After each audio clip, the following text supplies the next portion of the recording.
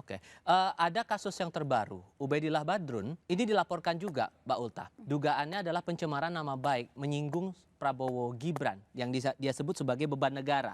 Ini pernyataan dari Ubaidillah Badrun yang kemudian dilaporkan ke polisi.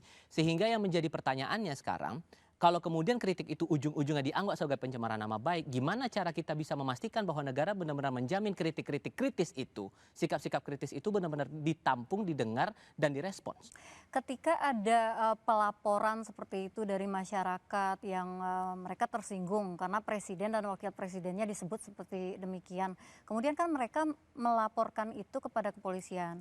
Kepolisian kan tugasnya law enforcement. Kenapa sih ada ketakutan bahwa ini tuh dilaporkan polisi itu termasuk bagian dari teror, bagian dari pembungkaman, bagian dari apa? Kan banyak yang dilaporkan ke polisi, ya udah gitu ya, kalau misalnya memang itu tidak terbukti kan selesai juga. Apakah Nggak ada banyak laporan permasalahan. ini bagian dari upaya menertibkan pengamat yang pernah disampaikan Pak Prabowo beberapa waktu lalu, Mbak? Itu sama sekali nggak benar juga, karena misal Panji atau apa kan dilaporkan terus kemudian keluar lagi terus masih mengkritik juga bisa kan. Terus ada Del Pedro juga, itu dia berproses hukum terus keluar lagi terus mengkritik lagi juga bisa kan. Dan artinya Pak Presiden memang tidak menggunakan apa-apa. Kalau misalnya kita mengatakan kalau misalnya polisi kemudian menjadi alat negara untuk ini segala macam, tapi buktinya banyak orang-orang itu yang diproses hukum kemudian keluar gitu. Jangan-jangan ucapan presiden itu disambut oleh aparat di bawah yang merasa sebagai bawahan presiden harus saya lakukan. Mungkin Pak Prabowo-nya nggak berpikir seperti itu. Tapi kan kita tahu Indonesia ini